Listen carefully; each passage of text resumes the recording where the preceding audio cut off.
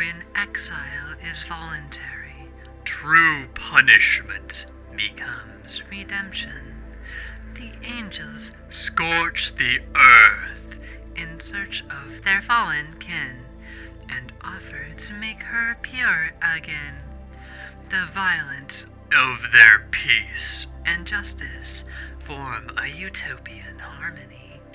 The predictability of their scorn eases the burden of living.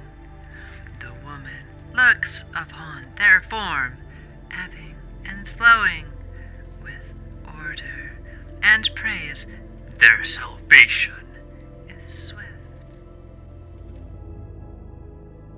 Being terminally online is a state of valuing online spaces more than physical ones, up to and including to the point of dysfunction, or at least to a social or emotional detriment, at least in society's eyes.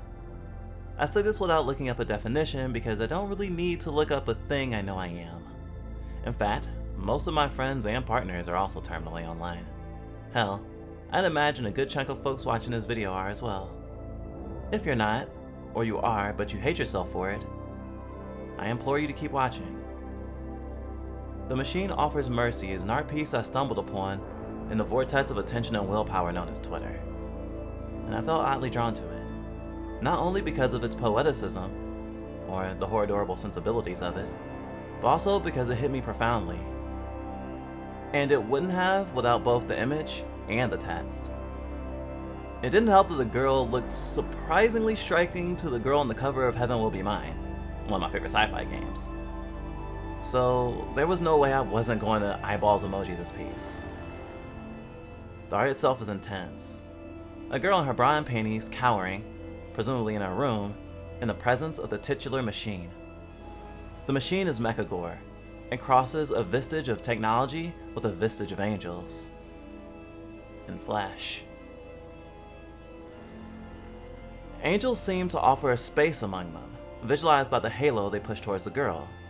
On close inspection, we see this cult of sorts as particularly Lovecraftian. There are tentacles and random body parts, and on close inspection, even huge cracked gnarled teeth. And don't get me wrong, tentacles are totally Saugers, but I don't think these ones are nice given their accompaniment. Of course, you'd be forgiven if you didn't notice on first inspection that there are nails and other objects skewering various parts of the organism. Most notably, a metal rod penetrating the chest of the centermost praying acolyte. I don't know if you do this too, but when I'm in pain, I definitely try to focus on other things. So her hands poised in prayer do nothing to ease the sense that she's suffering. But with the heavy religious imagery, it's not unheard of. After all, a guy nailed to a cross with stab wounds and a crown of thorns is the most notorious religious symbol of all time. To be devout means to many to bear pain for a greater purpose. Even outside of religion, this is just a thing people do. Bearing pain or discomfort for a greater good is something we all do. For our jobs, to help our friends, to survive abuse. It's not unheard of. All that being said, this horrible monstrosity should rightly be feared. If this thing and all its horrible, chimeric glory was approaching you in your room and you were only in your undies, you'd probably piss yourself. Even if it was offering you like a PS5. The fear in the eyes of the girl being offered salvation seems to make sense. If being among their ranks is salvation, then she wants no part of it. I think it bears a mention that there are only two human resembling figures in the machine. The praying one, and the one with the curly hair offering the halo, seeming to imply that if the crying girl takes their offer, they'll form a feminine holy trinity. The curly hair of the one offering the halo to me suddenly implies that there is variation among their ranks. The machine consumes all types. The piece is called The Machine Offers Mercy, but its depiction of mercy seems to run counter to what we'd expect. Art involving humans and angels and mercy tends to show the human in a state of relief as opposed to what we see here. Fear. It's actually kind of profound if you happen to have a bad connection with religion. particularly of the Christian variety. However, this isn't a dig at Christianity, per se. This is, again, the machine! But depicting it like a divine presence is, well, of great use to the message, I think. It begs a comparison to the god of the machine, as in a deus ex machina, a term originally referring to the trope in old plays of a god descending onto the stage with the help of mechanisms at the end of a play, which within the world of the show would solve the central problem. Maybe even save the protagonist without narratively setting it up or supporting it. Many would see this as lazy writing, and generally it is. It's, however, taken on a lot of weight as the years progressed. There's even a famous video game series named after the thing. I never asked for this. In the context of faith, a god swooping in and solving our problems is what many of us want. Hell, you don't even have to be religious to want to be saved. And of course, Christianity and so many other communities have garnered membership on proselytizing that joining their ranks will save you from pain, damnation, poverty, or even loneliness. This reading, I think, is sound and only intensifies once we view it in the context of the words underneath. When exile is voluntary, true punishment becomes redemption. The angels scorch the earth in search of their fallen kin and offer to make her pure again. The violence of their peace and justice form a utopian harmony. The predictability of their scorn eases the burden of living. The woman looks upon their form, ebbing and flowing with order, and prays their salvation is swift. It's short and sweet, but it's really weirdly worded given the sense of something old, not something made in 2021. When exile is voluntary, true punishment becomes redemption. This is about boundaries. If you removed yourself from a situation, say a party, and someone dragged you back in, even if they think they're doing you a favor, they are trampling on your autonomy and consent. Probably doing you harm, especially if you vacated to protect yourself. This doesn't have to be a religious thing. Trying to save someone from themselves against their will is absurdly common. If you're terminally online and have been made to interact with folks in flesh space, say because of a family gathering on the holidays, or to get you out of your cave, then you probably understand. If you don't, and you're not terminally online, then chances are you were probably the one doing the dragging or mocking. The angels scorch the earth in search of their fallen kin and offer to make her pure again. The angels will stop at nothing to find and save their kin. Any damage done is fine. Getting this girl back into their ranks is presumably worth it. And if you don't think so, I guess you'll be scorched too. The again part seems to imply that the girl was once among their ranks but left. This implication is scary. It screams of being dragged, kicking and screaming, back into a cult, or into an abusive situation. Although this piece doesn't scream queer in a concrete way, this immediately made me think of conversion therapy and just the act of trying to fix someone who is seen as broken. The violence of their peace and justice form a utopian harmony. The violence of their peace seems like an oxymoronic statement, doesn't it? How can peace be violent?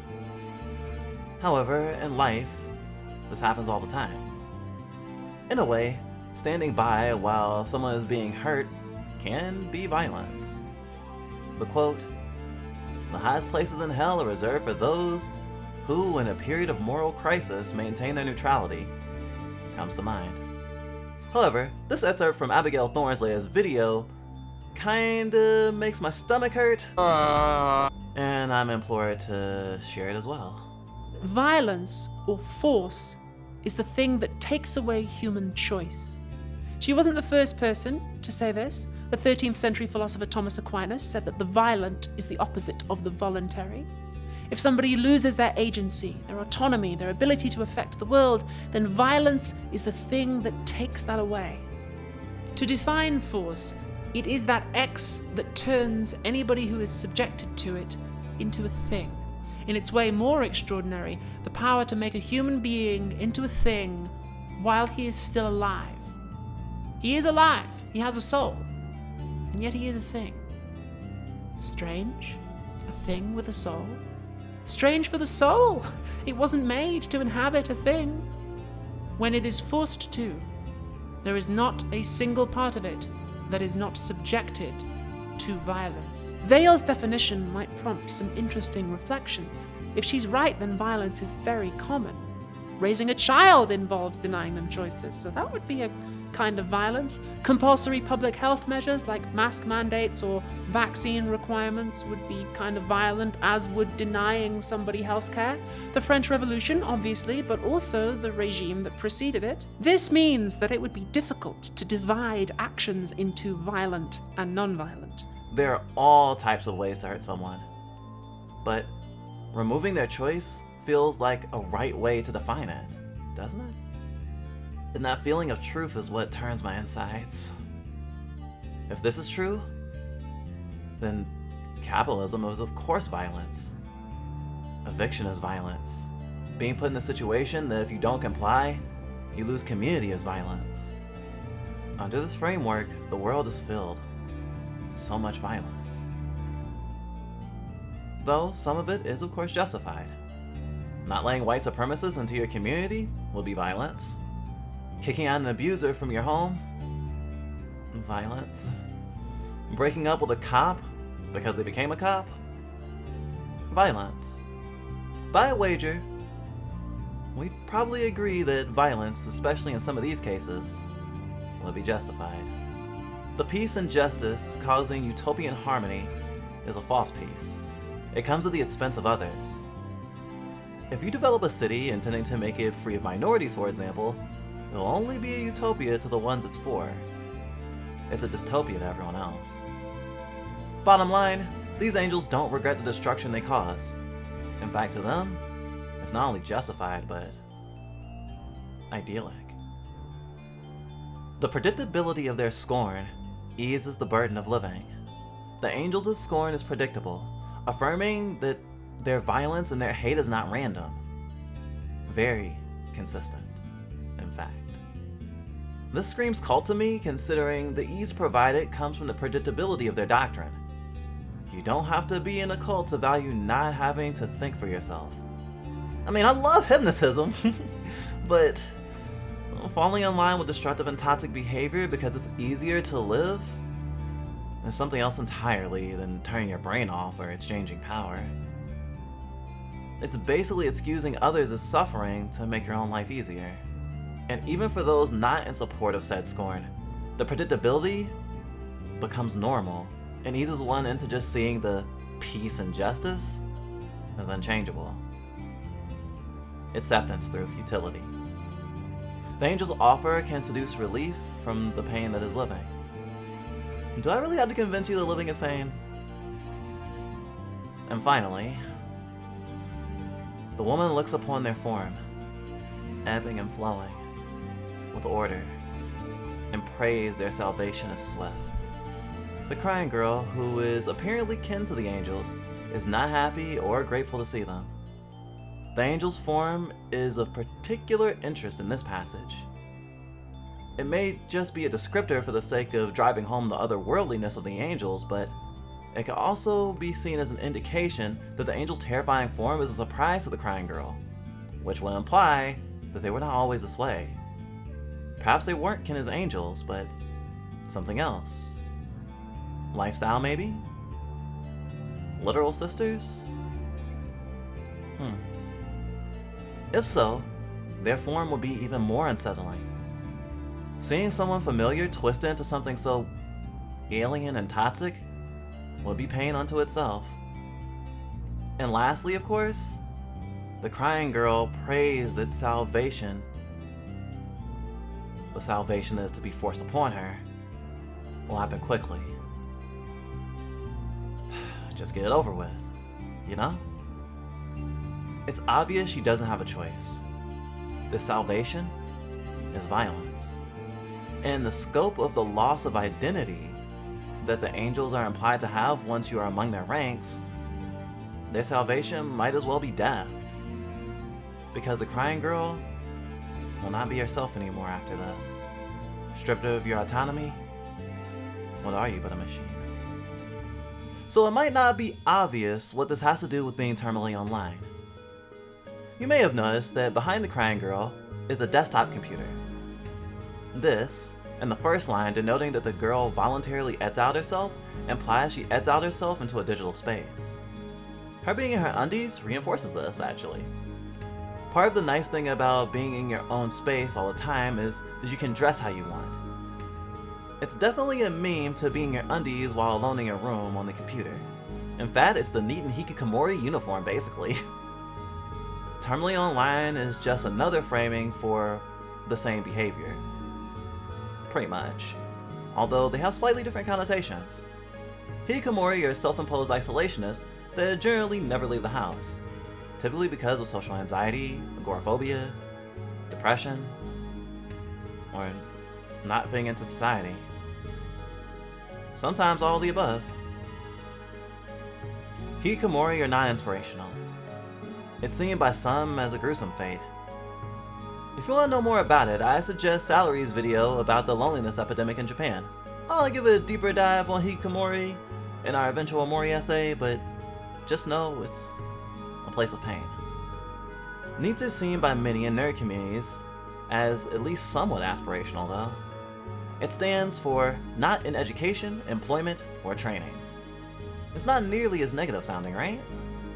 Because how negative is it to just live? Under capitalism, it means that you're without purpose, not valuable. So if you aren't rich, you're seen as lazy in that circumstance. But the concept of not working probably appeals to everyone, right? I mean, it's the dream to work until retirement and then live out the rest of your days in relative harmony. But that is a fantasy for a great many. For nerds, it's seen as awesome not have to worry about work or school and just vibe, you know? How you gonna finish One Piece if you have all this work to do all the time? I used to be in need. But as you can see, this is my job. It pays my rent. However, considering my vocation, not all would agree. Some might even say playing and talking about games and anime for a living is living the dream. But I assure you, once you're living it, it's your life. Being disabled tends to come with the reality of being in need. And when you look at it from that perspective, it feels a lot shittier. However, I am definitely a terminally online Hikikomori. Of that, there's no doubt. There's much more shame associated with these identities than anything else. And for many, there isn't much of a choice. Or at least it doesn't feel like there is one. I assure you there are plenty of people who don't want to be this way, but circumstances demand it. For safety, self-expression, survival. If you've been inside and terminally online because of COVID, but look forward to the days things go back to normal, then you might have some shared experience.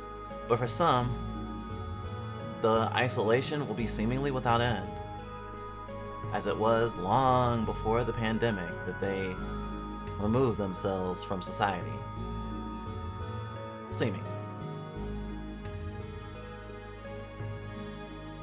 For queer people in homophobic households, for example, being terminally online is the only recourse for keeping some sense of self-expression and autonomy.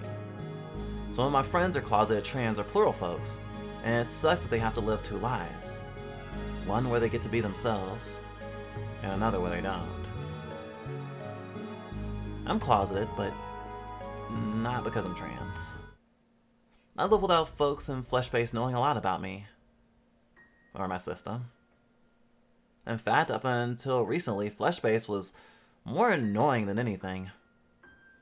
Something I had to slog through some of the time.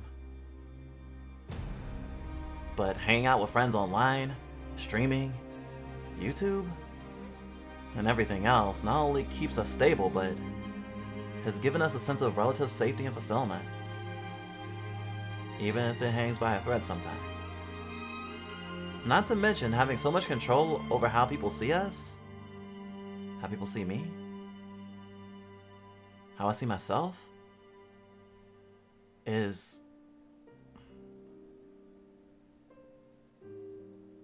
humbling and amazing, really. As I said, one could exile themselves for their own safety or a sense of self, but one might also do so to protect others from themselves. We've mentioned this very briefly in the Paw essay, but we do have a history of being abusive, and we do seek redemption. We don't want to hurt people anymore.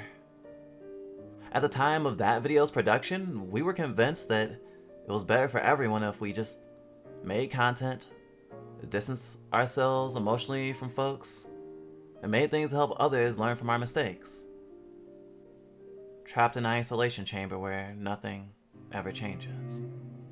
COVID had a lot to do with my system becoming Hikikomori, but it was also my shame at hurting those I cared for, and the fear of hurting those that I would grow to care about. Though that's not all. There was also the fear of being killed by cops for being black, autistic, and trans. A fear I still have. And selfishly, I suppose, it was also an attempt to prevent future abandonment. But life keeps going. And though I didn't always intend to live this long, things have changed in a lot of ways. Not just because of this work that we do, but the bonds that we've made in the last 2 years. Friends, lovers, colleagues. It's been scary to connect with others, but despite our efforts, we couldn't help but build relationships again. It's almost like we're social critters or something. And not only that, I also got to see and continue to see folks being their true selves, despite having to hide it in flesh space. And honestly, that inspired me. Still does. I didn't used to think self-expression online was this valuable or life-saving. I used to scoff at people who live the way I do now. We became mental health streamers to use our media literacy and lived experience to educate and inspire others. To show people, even those trapped like us, be it of their own volition or not, that their lives are not over. That they aren't broken. That life can change. And I hear you in the back.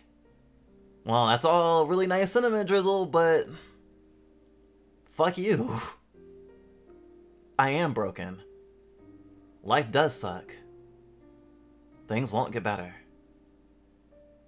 You don't know my life. And I get it if you aren't in a place to hear this message yet. A year ago, I might not have been able to either. But I think being terminally online, for all its problems, does provide so much as well. I wish there was a more positive word for it, though.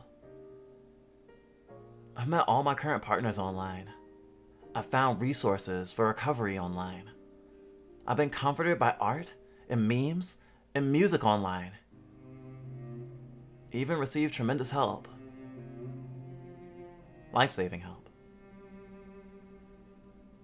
I found so much on the interwebs. And just like life, the internet is filled with happiness and sadness. However, I understand if you feel being stuck online is inherently bad. Society trains us to see online relationships as less real than flesh-based ones after all. And being held up in your room is seen as something inherently antisocial and self-harming by many. Though, obviously, chances are, if you're a millennial or zoomer, or disabled, watching this video, you probably reject that notion on general principle anyway. My point is, online spaces are important, and for some, they'll hold more weight than flesh space for the rest of their lives, even if they aren't terminally online. So, if you wish to save someone from themselves, from being trapped in this hellscape, or you fear that your online life ruins your offline one, I hope this gives some perspective, and maybe even reframes your thinking. There's something a partner of mine shared with me that they found on Twitter as well that spoke to them,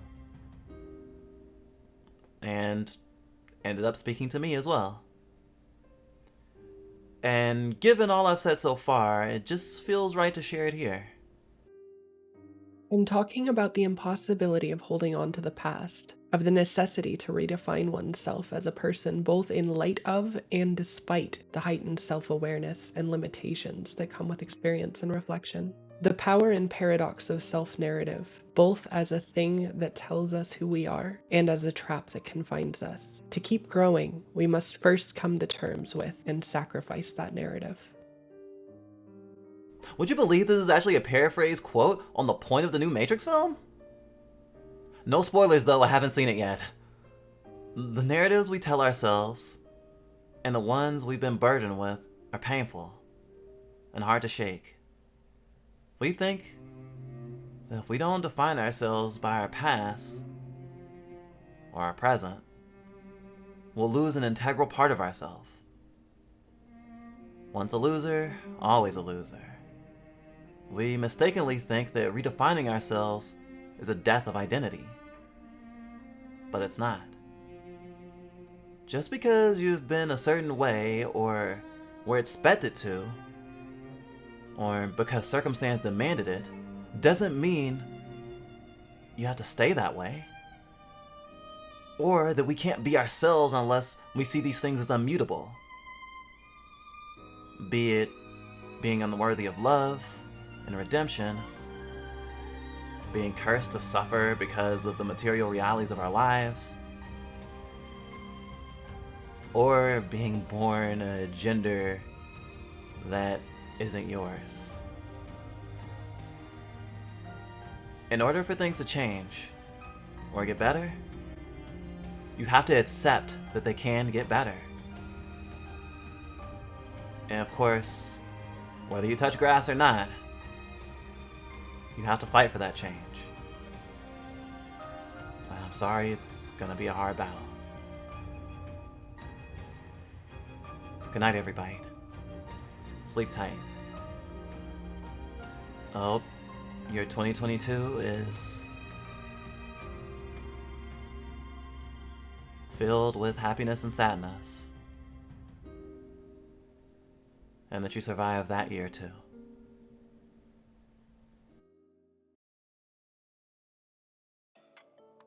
Hello everybody.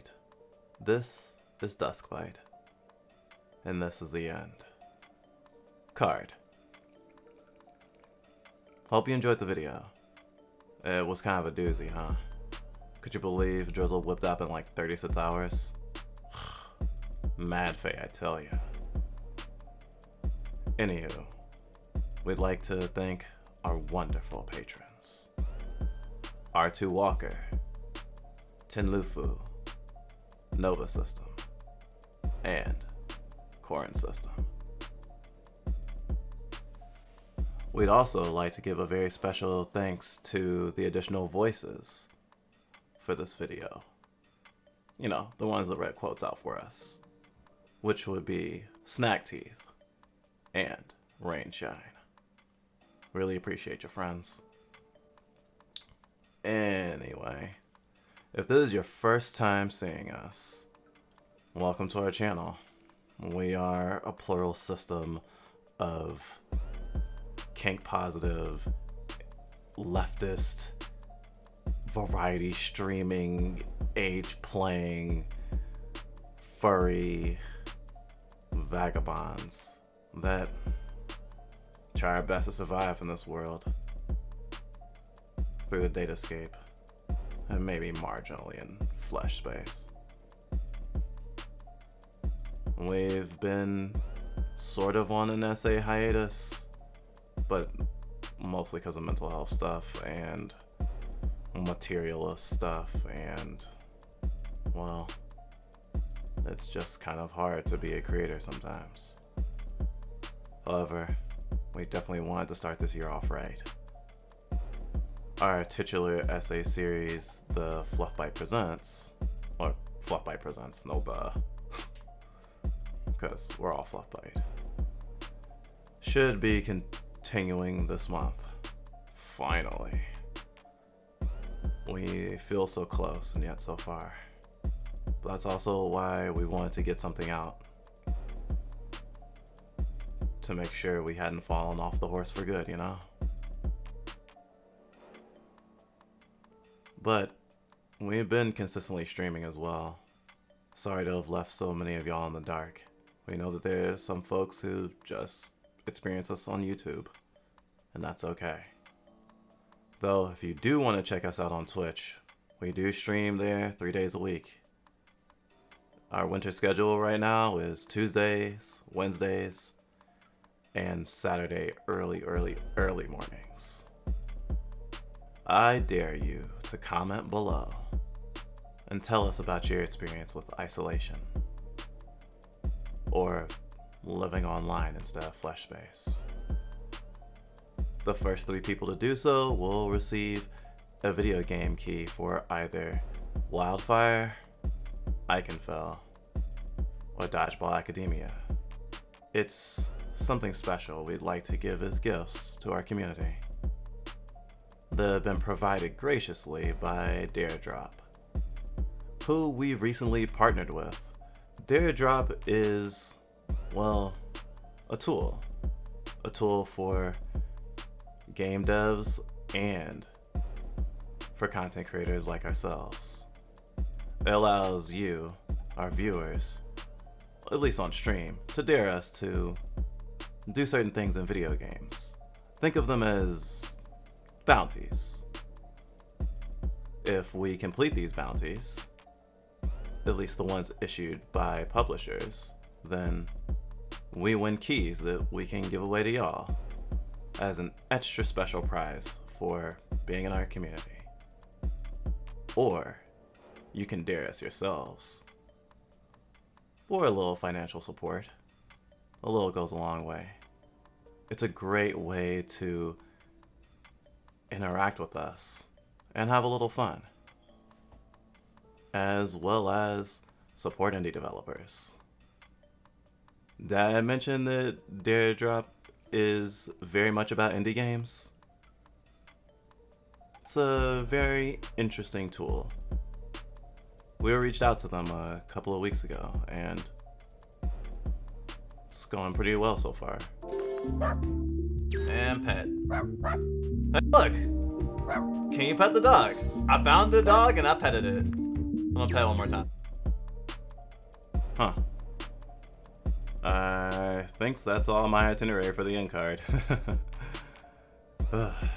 It's been a long year, huh? Well,